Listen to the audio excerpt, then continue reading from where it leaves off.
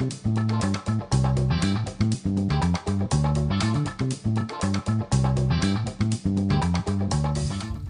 you very much, and good morning, everyone. Your Excellency, Professor Yemi Osinbajo, Vice President of the Federal Republic of Nigeria, Chief Adu Ogbe, Minister of Agriculture, it's nice to see you here.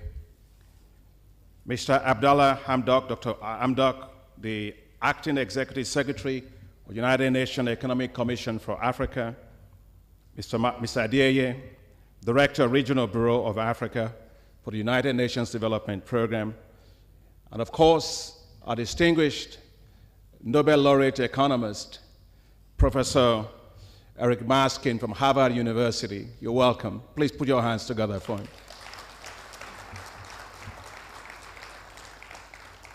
Distinguished guests, distinguished professors, I can see all of you here, colleagues from the bank. I see the ambassadors from France and several others that are here. Soyez le bienvenu. Your Excellency, Mr. Vice President, I would like to express to you my sincere appreciation for your taking the time to be here this morning. I am obviously very aware of the very tight schedule that you operate. And in fact, because he's not supposed to be actually here, he's supposed to be in Kano already in the air.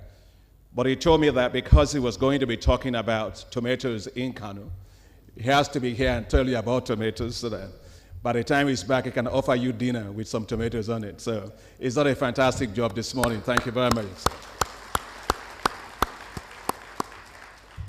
Let me welcome you all to this African Economic Conference being held in Abuja that has just been declared open by His Excellency, Mr. Vice President. Unlocking the potential of agro-industrial development all across of Africa is what this conference is all about.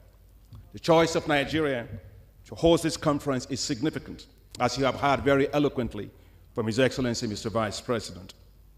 It is the most populous African country with enormous potential in agriculture, as he has also described.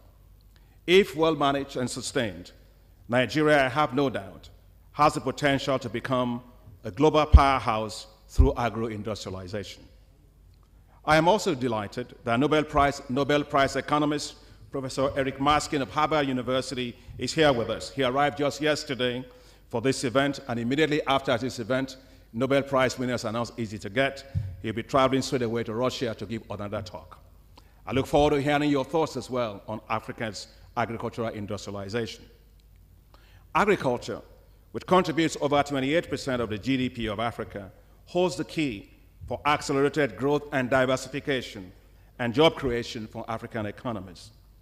No region of the world has moved to industrial economy status without passing through the transformation of the agricultural sector.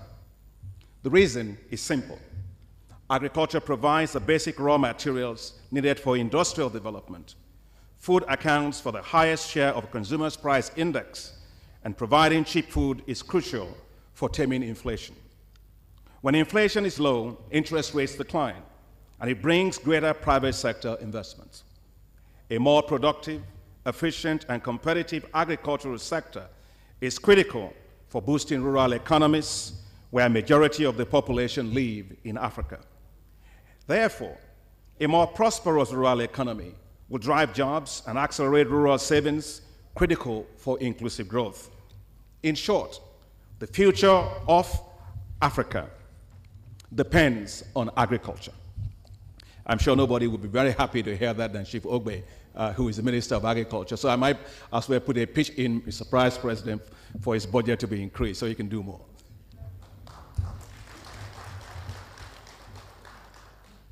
However, the performance of the sector in Africa has been low. Cereal yields and use of modern farm inputs, including improved seeds, mechanization, and irrigation, fall way below global average. The sector is still dominated by a large number of subsistence farmers. It suffers from low levels of public investment, including access to finance for farmers and agribusinesses. To be clear, agriculture has largely been seen as a development sector for managing poverty, not for creating wealth. Yet Africa sits on a huge potential in agriculture. It is estimated that 65% of all the uncultivated arable land left in the world that would feed 9 billion people by 2050 lies in Africa. So, what Africa does with agriculture will also shape the future of food globally. Africa today spends $35 billion annually importing food. As it does, it decimates its own agriculture. It spends scarce foreign exchange importing what it can and what it should produce. It exports jobs and makes itself subject to price effects from global commodity supply shocks. Estimates show that food and agribusiness sector is projected to grow from $330 billion today to $1 trillion by 2030. The key is to unlock this opportunity. And it must start with treating agriculture as a business. It must start with taking a full value chain approach to modernize agriculture from the farm to the table. And it must start with supporting agro-industrial development. The time is therefore short, but not now. Korea's per capita GDP is now 17 times that of sub-Saharan Africa, while its total GDP is $1.3 trillion compared to $1.6 trillion for sub-Saharan Africa. Korea today is the 11th largest economy in the world. Think about it. And it's a generous donor of development finance. It is such an extraordinary success story. But it wasn't a miracle. It came from many factors that came together: strong political commitment and determination, solid long-term planning and execution, structural transformation policies, and robust investments in human capital. There was a clear plan: drive import substitution by raising agricultural productivity through industrialization to achieve food self-sufficiency. More generally, the successful Asian experience offers us today important lessons for agro-industrialization. Today, Asia's agricultural output is led by large private agribusiness enterprises engaged in industrial agriculture, and you heard from the Excellency Mr. Vice President about Nigeria's effort to drive in that direction. Agricultural output per worker has risen in Asia by an average of 2.2% per year from 1980 to 2010, compared to only 0.6% in sub-Saharan Africa. There is no denying the fact that without the Green Revolution, Asia could not have become the industrial and economic giant that it is today. This is the formula. Agriculture, allied with industry, manufacturing, and processing capability, equals strong and sustainable economic development and wealth creation throughout the economy. Africa must not miss opportunities for such linkages whenever they knock at the doors. Let's take the case of the current decline in commodity prices. This is not the first time that such events will occur. But whenever they do occur, African countries always sing the same song: we need to diversify. Well, diversification is not a goal. It is the outcome of well-planned policies for the structural transformation of economies. When I was minister in Nigeria, we moved aggressively on import substitution with the use of cassava flour for use as composite flour in bread making and confectionery industries. People laughed us to scorn, as you can imagine. Nigerians, they said, will never eat bread made from cassava flour. Well, unknown to Nigerians, flour millers, small, medium, and large, have now all shifted to partial substitution of wheat flour with cassava composite flours. So don't look for cassava bread. All your bread is now cassava composite flour based. The industry has shifted. The story is not just in Nigeria. As we speak, several countries have taken the homegrown policy right from here in Nigeria to help reduce their wheat imports, including Liberia, Togo, and Democratic Republic of Congo. In DRC, young graduate entrepreneurs from the International Institute of Tropical Agriculture have taken the business of cassava flour for bread and confectioneries. If you wish, you may laugh, but let me assure you, these young entrepreneurs are laughing their ways to the bank as we speak. On Friday last week, I had the pleasure of receiving a large delegation of these young agricultural entrepreneurs from IITA. A young graduate called Noel from Bukavu in DRC, Congo, together with his colleagues, have moved into agribusiness. In just a little over a year, they manufacture cassava flour, well packaged and standardized for bakers. Today, Noel and his team generate $4,000 per week. $4,000 per week, or $16,000 a month, or $196,000 a year. That means they are making 78 million naira annually if converted into naira at the official interbank market rate. They are already multi-millionaires. He that has ears, let him hear. The key for Africa's prosperity is value addition in agriculture, in turning our own local products into money, in looking inwards. Africa must feed itself. The technologies to feed Africa exist already. High-yielding, drought-tolerant maize can allow farmers to get a good crop in drought situations, and you know we are in a period of climate change. Cassava varieties can now get farmers up to 80 tons per hectare. High-yielding rice varieties that meet and beat international standards of imported rice now exist. And I want to particularly thank the Honorable Minister of Agriculture for the great work that's been done by him and the Central Bank of Nigeria on the Anchor program on rice production in northern Nigeria using those varieties. Please put your hands together for them. They're doing a great job. Orange flesh sweet potatoes that can allow us to address the problem of vitamin A deficiency now exist. Tropical and drought-tolerant wheat varieties are unleashing a wheat revolution in northern Nigeria, Kenya, and Sudan. What is needed is taking these technologies to scale, allow them to use all of these new technologies. We pursued this in Nigeria, and it worked very well.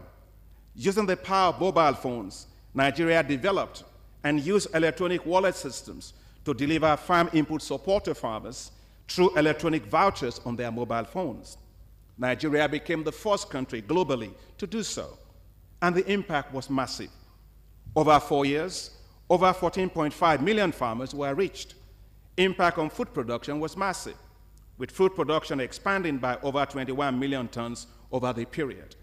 I'm particularly excited that the system reached 2.5 million women farmers. To be clear, the system was a bottom-up fiscal stimulus that touched multiple parts of the economy: seed companies, fertilizer companies, agro dealers, banks, transport and logistic companies, and mobile phone companies. We need these kinds of bottom-up fiscal policy support for farmers in Africa everywhere. Today, several African countries are adopting this approach, even as far-flung as in Afghanistan. I am very pleased that Nigeria will be continuing this program. And just before I entered this particular hall, I was in discussion with the Minister of Agriculture, who told me of the success they are having in the north, and in fact how much of the food is now leaving Nigeria because they are continuing to support farmers. It is very critical that we ensure more rapid and inclusive bottom-up growth while promoting private sector and bank financing into the agriculture sector. To take new agricultural technologies to scale, the African Development Bank will soon be launching an $800 million initiative called Technologies for African Agricultural Transformation, otherwise called TAAT, with the goal of reaching over 40 million farmers over 10 years. We must equally reduce the food system losses all along the value chain, from the farm, storage, transport, processing, and marketing. Professor Oshibajo, I know that you are a lawyer. I didn't realize that you have become such an expert in agriculture the way you explained the value chain for tomato just this morning.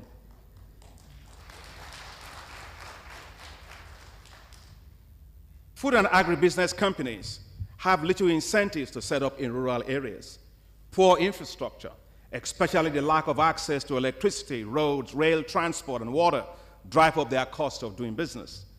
What is needed is the development of large staple crop processing zones and agro-industrial zones, enabled with infrastructure such as power, water, and roads. This will drive down the cost of doing business, as well as significantly reduce post-harvest losses all across Africa. The African Development Bank will invest in the development of these staple crop processing zones and agro-industrial zones. The experience from Asia, especially China, on such special economic zones have a lot to offer to African countries.